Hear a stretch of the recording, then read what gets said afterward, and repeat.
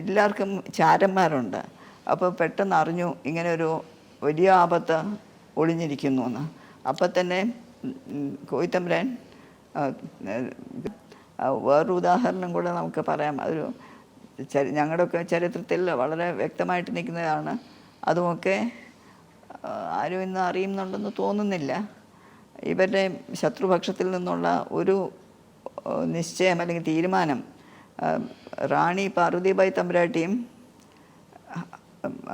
അവിടുത്തെ കോയിത്തമ്പുരാൻ കിളിമാനൂർ കോയിത്തമ്പുരാനാണ് രവിവർമ്മ കോയിത്തമ്പുരാനും മകൻ കാർത്തിക തിരുനാൾ രാമവർമ്മ. കാലങ്ങൾ പോകുമ്പോൾ ഈ കാർത്തിക രാമവർമ്മ തന്നെയാണ് വളരെ പ്രശസ്തനായ ധർമ്മരാജാവെന്ന് കാലം കഴിയുമ്പോൾ അറിയപ്പെടുന്ന വ്യക്തി. അദ്ദേഹം വന്ന് കൊച്ചു കുഞ്ഞാണ്, 4 വയസ്സോ മറ്റോ പ്രായമുള്ളൂ. പല്ലക്കിൽ തിരുവനന്തപുരത്ത് നിന്ന് ആറ്റിങ്ങലിലേക്ക് എഴുന്നള്ളുകയാണ്. ആറ്റിങ്ങലിലാണല്ലോ പരദേവത പത്മനാഭനും. തിരുവനന്തപുരത്ത് പത്മനാഭനും ആറ്റിങ്ങൽ തിരുവറാട്ടുകാവ് ദേവിയുമാണ് വേനാടിൻ്റെ അല്ലെങ്കിൽ തിരുവിതാംകൂർ രാജവംശത്തിലെ പരദേവതകൾ. അപ്പോൾ അങ്ങോട്ട് കൊട്ടാരമുണ്ട്, ആറ്റിങ്ങൽ കൊട്ടാരമുണ്ട്. അവിടെ താമസിച്ച് എന്തായാലും അങ്ങോട്ട് എഴുന്നള്ളുകയാണ്. പോകുന്ന വഴിക്ക് ശത്രുക്കൾ പതുങ്ങി നിന്ന് അവരെ അവിടെ പിടിച്ച് അവരെ വധിക്കാൻ തന്നെ ഉള്ള, തീർച്ചയായിട്ടും കൊച്ചുതമ്പുരാനെ വധിക്കാം. പക്ഷേ കൊച്ചുതമ്പുരാനുള്ള അടുത്ത രാജ്യാവകാശിയാണ്. വെറും തിരുമേനസിൻ്റെ മകൻ മാത്രമല്ല, അടുത്ത രാജ്യാവകാശിയാണ് ഈ കൊച്ചു കുഞ്ഞ്.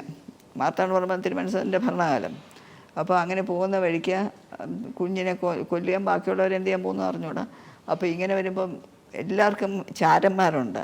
അപ്പോൾ പെട്ടെന്ന് അറിഞ്ഞു ഇങ്ങനെ ഒരു വലിയ ആപത്ത് ഒളിഞ്ഞിരിക്കുന്നു എന്ന്. അപ്പം തന്നെ കോയിത്തമ്പുരാൻ റാണി തിരുമനസിനെയും കൊച്ചു തമ്പുരാനെയും വേറെ വഴി മാറ്റി അയച്ചു. എന്നിട്ട് അങ്ങനെ അയക്കുകയാണെങ്കിൽ അറിയുമല്ലോ, ഇവരെല്ലാവരും കൂടെ മാറിപ്പോവാണെങ്കിൽ കൊണ്ട് ഇവരറിയും, അവർ പിന്തുടരും. അതുകൊണ്ട് ഈ പല്ലക്കിൽ തന്നെ കോയിത്തമ്പുരാൻ മാത്രം ആയുധധാരിയായിട്ട് അകത്തിരുന്നു. കുറച്ച് ദൂരം പോയപ്പോൾ ഇത് വളഞ്ഞു, യുദ്ധമായി അങ്ങോട്ടും ഇങ്ങോട്ടും. അപ്പോൾ ഇദ്ദേഹം പല്ലക്കിൽ നിന്ന് ഇറങ്ങി. ഇദ്ദേഹം വലിയ യോദ്ധാവാണ്. അപ്പോൾ അങ്ങനെ യുദ്ധത്തിൽ ഒരുപാട് പേര് മരിച്ചു.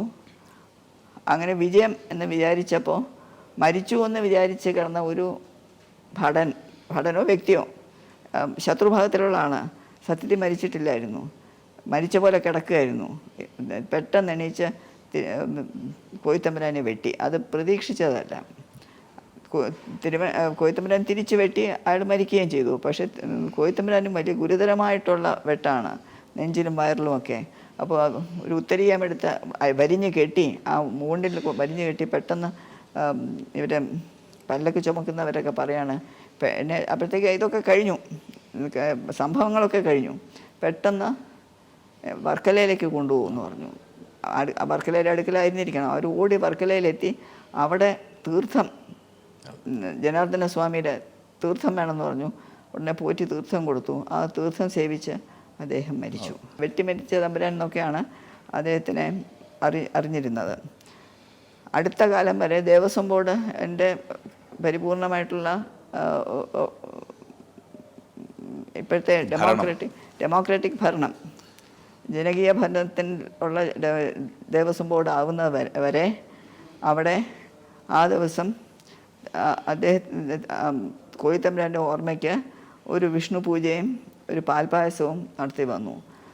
ദേവസ്വം ബോർഡ് ആയിട്ട് അത് ഡെമോക്രാറ്റിക് ദേവസ്വം ബോർഡ് ആയപ്പോഴത്തേക്ക് അത് അവർ നിർത്തി. ഇപ്പോഴും ഞാൻ അറിയുന്നത് കിളിമാനൂർ കൊട്ടാരത്തിൽ കിളിമാനൂർ കുടുംബം ഇപ്പോഴും ഈ ദിവസം അംഗീകരിച്ച് ബഹുമാനിച്ച് അവർ എന്തോ നടത്തുന്നുണ്ടെന്ന് തന്നെയാണ്. വൃശ്ചികത്തിലെ കാർത്തികയാണെന്ന് തോന്നുന്നു. അത് നിശ്ചയമില്ല. വൃശ്ചികത്തിൽ കാർത്തികയാണെന്ന് തോന്നുന്നു, പക്ഷേ അത് നിശ്ചയമില്ല.